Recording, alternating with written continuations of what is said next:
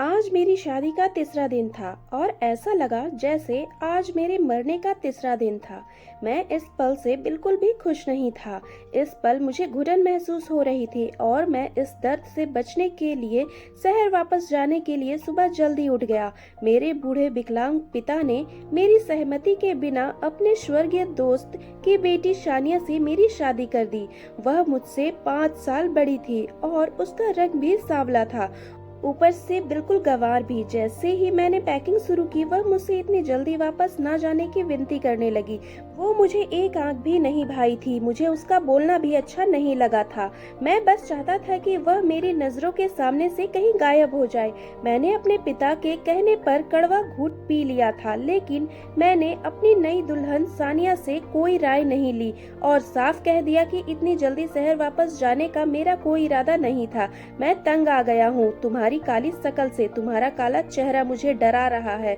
मैंने महसूस किया कि मेरी बात सुनकर वह एकदम मुरझा सी गई थी। जब पापा को पता चला कि मैं वापस जा रहा हूँ तो वो भी मुझे रोकने आ गए। उनके सामने मैं बहुत आज्ञाकारी बेटा था। वह दिन रात मेरी तारीफों के पुल बांधते रहते थे।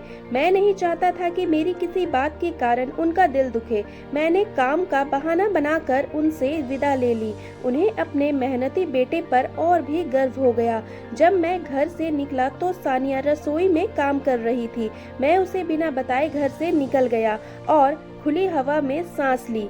सच तो यह था कि मेरे गांव के माहौल में दम घुटता था।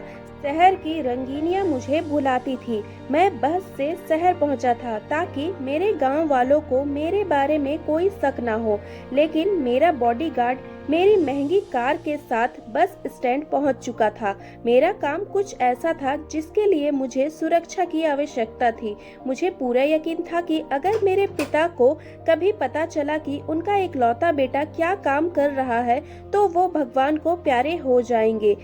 जहाँ तक पत्नी का सवाल है, सच तो है कि मुझे उसकी परवाह ही नहीं थी।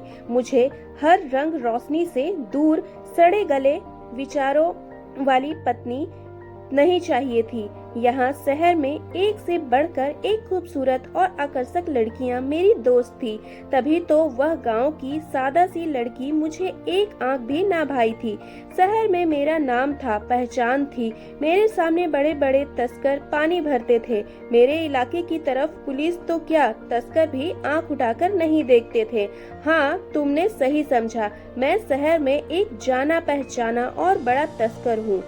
यह उस दिन की बात है जब मैं भेष बदलकर बस में सवार होकर नया शिकार ढूंढ रहा था। कॉलेज की कच्ची उम्र की मासूम लड़कियों और लड़कों को अपने ग्रहों में शामिल कर लेता था। इस उम्र में हर कोई आगे बढ़कर अपने माता पिता का साथ देना चाहता था, अपने पिता के कंधों का बोझ हल्का करना चाहता था। जब मैं अच्छी रकम की पेश करता तो कोई युवा मेरे लोग बन जाते और तस्करी शुरू कर देते। मैं बस में सफर कर रहा था, तभी एक लड़की मेरी सीट के पास आकर खड़ी हो गई। वह हर बात से एक गुस्सैल लड़की थी। उसका पर्स काफी जंजर था, शूज खराब हो रहे थे। इस लड़की की पोशाक उसकी गरीबी की कहानी बयां कर रही थी। मुझे मेरा नया शिकार मिल गया था। मैं जानती थी कि उसकी जैसी लड़की को फंसाना बहुत आसान होता है। ऐसी लड़कियां गरीबी से जान छुड़ाने के लिए किसी भी हद तक जा सकती है। मैं अपनी सीट से उठा और उससे कहा कि तुम इस सीट पर बैठ जाओ। वो तो अपने आपे से बाहर हो गई और मुझसे बोली, क्या है, मैं तुम जैसी लफंगों को खूब समझती हूँ। लड़कियों से बात करने का बहाना चाहिए तुम लोगों को। मुझे उसकी अकड़ अच्छी लगी थी। मुझे मालूम हो गया था कि यह मेरे लिए बहुत फायदेमंद साबित होगी। मेरे सामने मेरी डरपोक पत्नी का चेहरा आ गया। मेरा तो मुंह ही कड़वा हो गया। उस दिन के बाद मैं हर दिन बस में सफर करता। मैंने इस लड़की से बात करने की कोई मौका नहीं छोड़ा। मैंने अपने खास नौकरों को भी उसकी जासूसी करने का काम सौंप दिया था। अगले दिन मुझे इसके बारे में पूरी जानकारी मिल चुकी थी। वो गरीब से लोग थे, 2 कमरे के मकान में रहते थे। बूढ़े माँ बाप की वो एक लौती बेटी थी। उस लड़की यानी माही के कॉलेज का पता मैंने लगवा लिया था। मैं कुछ दिन जानबूझकर बस में नहीं बैठा। मुझे सब कुछ खाली खाली सा महसूस हो रहा था। मैं अपनी हालत से अनजान था। अगले ही दिन मैं उसके प्रिंसिपल के ऑफिस में बैठा था। मैंने उसके प्रिंसिपल को कह दिया था कि माही की मुझे पल पल की खबर चाहिए। प्रिंसिपल का गुस्सा और अकड़ तो मेरे साथ खड़े बड़े मूंछों वाले बॉडीगार्ड को देखकर ही खत्म हो गया था। उससे मुझसे मेरा नंबर मांगा। नंबर लिखकर मैं वहां से उठा, लेकिन ना जाने क्यों मेरा जी बार बार उस लड़की को देखने को कह रहा था। कुछ दिन में बहुत बिजी था, मैं माही को नहीं देख पाया था, मगर उसका ख्याल बार बार मुझे तंग करता रहा था। अचानक ही एक दिन माही के प्रिंसिपल की कॉल आ गई। उसने मुझे बताया कि माही की शादी हो रही है। मेरे तो दिल पर तो बहुत जोर से धक्का लगा था। परसों माही की विदाई थी। वह प्रिंसिपल से छुट्टियां मांगने आई थी। जब उसने फौरन मुझे कॉल करके बता दिया था, मैं गम और गुस्से के दौर में गुजर रहा था। मुझे समझ नहीं आ रहा था कि मैं क्या करूं। तब अचानक मुझे एहसास हुआ कि मैं तो माही से प्यार करने लगा हूं। मुझे अपनी इस हालत पर जी भर कर हंसी आ रही थी। फिर उसकी शादी की रात अपने भरोसे के आदमी को उसके घर में भेजकर माही को उठवाकर अपने फार्म हाउस पर बंद कर दिया। मैंने अपने आदमियों को सख्त हिदायत दी थी कि लड़की को किसी भी तरीके की कोई परेशानी नहीं होनी चाहिए, क्योंकि उसकी इज्जत की हिफाजत की जिम्मेदारी मेरी थी। उस पर मैंने आज भी नहीं आने दी। मेरा दिल माही को देखने के लिए मचलता रहा, लेकिन मैंने मुश्किल से खुद को रोक रखा था। उसे एक दिन और एक रात के लिए अपने फार्म हाउस पर रखा और फिर सुरक्षित रूप में उसके घर पहुंचा दिया। वो एक मासूम की तरह मेरे फार्म हाउस पर आ थी। इसी तरह मासूम और पाक अपने घर वापस चली गई। मेरी जानकारी में आया कि माही के मंगेतर ने यह कहकर रिश्ता खत्म कर दिया था कि तुम एक दिन और एक रात बाहर रही हो। मुझे क्या पता था कि तुम्हारे साथ क्या हुआ है, और इस बारे में कौन जानता है कि तुम अपना घर अपनी मर्जी से छोड़कर चली गई हो। मैं एक ऐसी चरित्रहीन लड़की के साथ शादी नहीं कर सकता। सुनने में यह भी आया था कि माही इस हादसे के बाद काफी टूट गई है। वह दिन भर रोती रहती है। बूढ़ा पिता अपनी बेटी को देखता है और रोता है। मैं जो चाहता था वह हो गया और कोई नहीं जानता कि इसके पीछे कौन था। सांप भी मर गया और लाठी भी नहीं टूटी। अब मुझे आगे बढ़ना था और माही के दिल में जगह बनानी थी। मुझे हर काम बड़ी प्लानिंग से करना था। मुझे इसकी आदत हो गई थी, इसीलिए ही तो आज तक पकड़ा नहीं गया था। पुलिस को मुझ पर शक था, लेकिन मेरे खिलाफ कोई सबूत नहीं थी। खैर, मैं माही की गली में जाकर रोज खड़ा हो जाता था। मैंने उसके पिता से अपना रिश्ता बना लिया था। वह सीधा साधा आदमी था, इसीलिए ज्यादा समय नहीं लगा। उसके पिता ने बताया कि उसके घर का सारा खर्चा माही का मंगेतर ही उठाता था। घर का चूल्हा भी उसी लड़के के वजह से जलता था। अब भूखे रहने की नौबत आ गई है। मैं उसके घर राशन लेकर गया। माही के पापा ने बहुत मना किया, लेकिन मैंने भी उससे कहा कि वो मुझे अपना बेटा ही समझे। इस तरह मैं माही के घर पहुंच गया।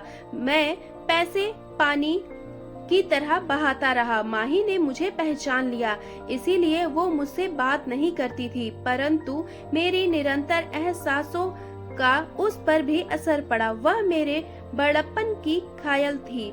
एक दिन उसने मुझसे रो रो कर माफी मांगी, लेकिन मैंने कहा कि लोगों को गलतफहमी हो जाती है तो चिंता करने की जरूरत नहीं है।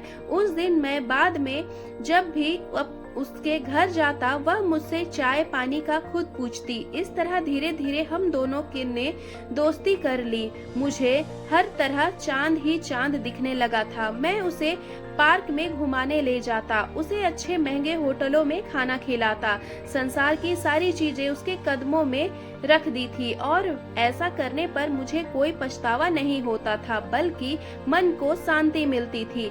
माही भी मेरी तरफ झुक रही थी। उसने छुपे शब्दों में मुझसे अपनी इच्छा जाहिर कर दी थी। वो दिन मेरी जिंदगी का सबसे खूबसूरत दिन था। बिना एक पल भी बर्बाद किए मैंने माही के पापा से उसका हाथ मांग लिया।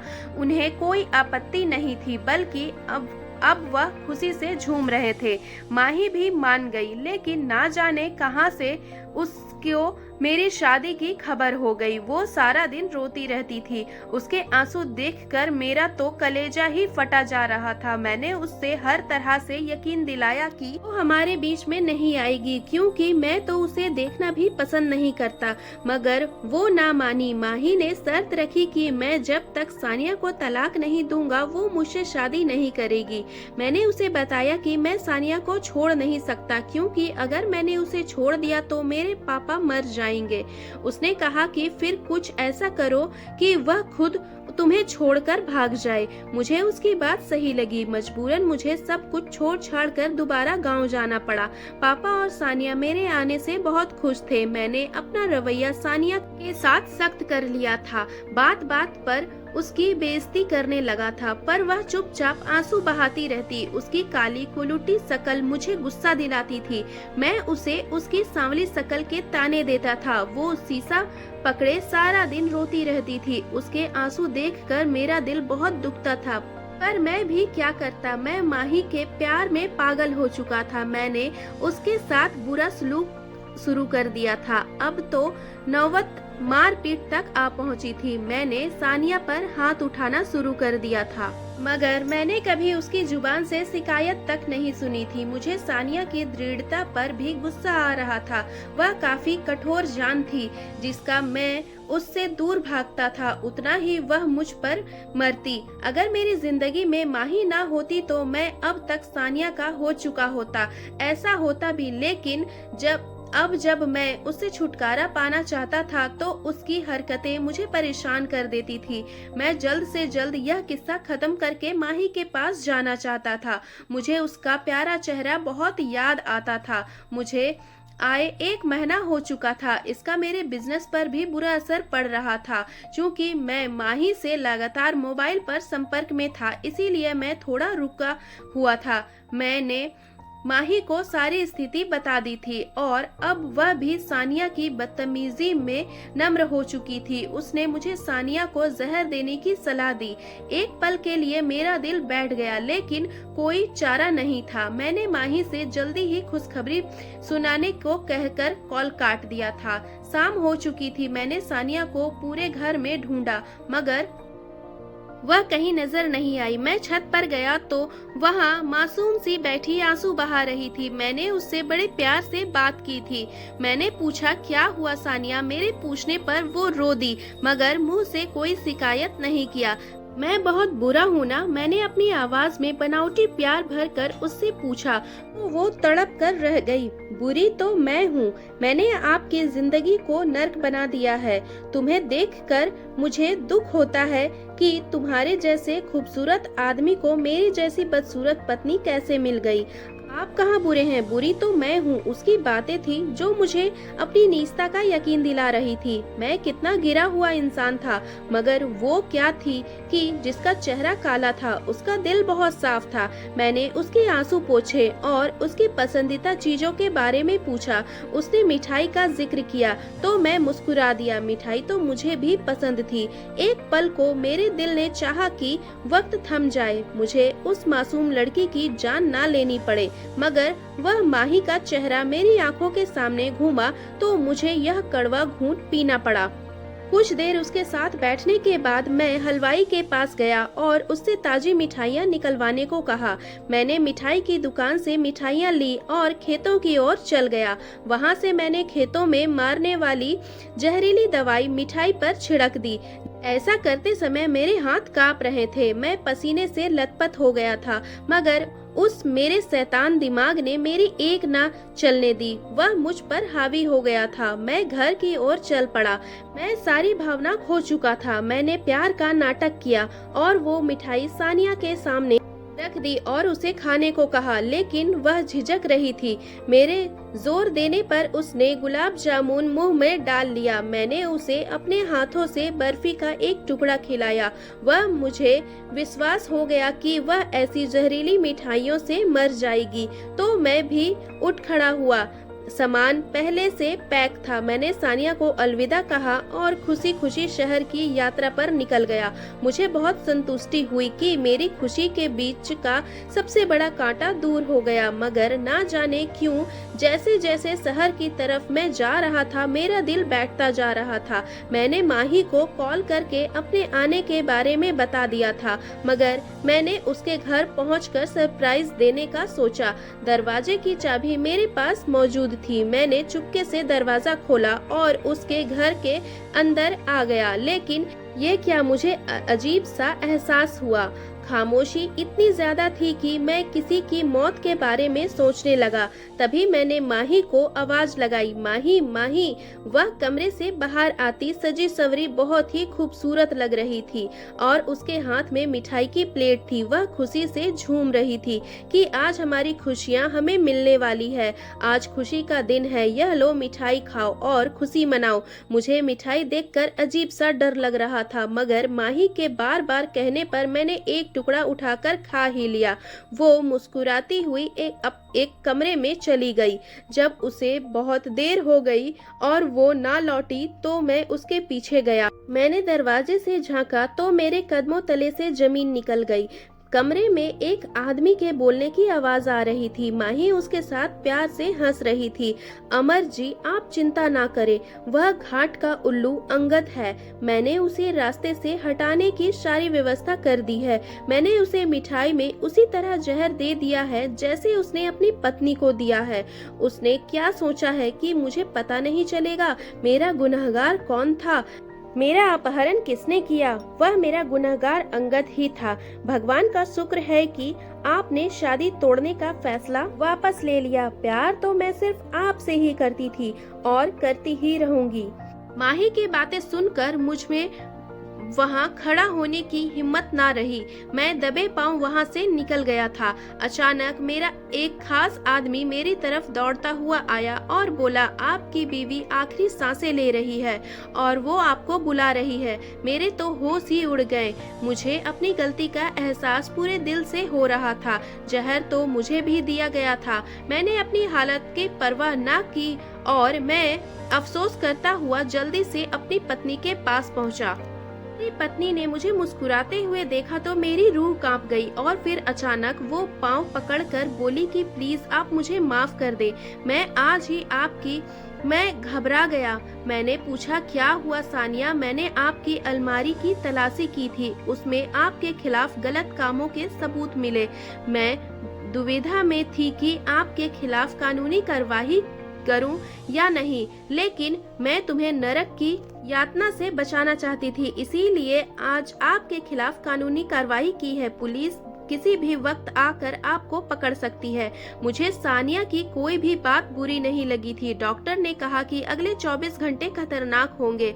मैं रोया और उसके लिए प्रार्थना की। तभी अचानक मैं भी बेहोश हो गया। जब मुझे होश आया तो मैंने अपने आसपास डॉक्टरों की भीड़ पाई। सबसे पहले मैंने सानिया के बारे में पूछा। भगवान का शुक्र था कि सानिया बच गई थी।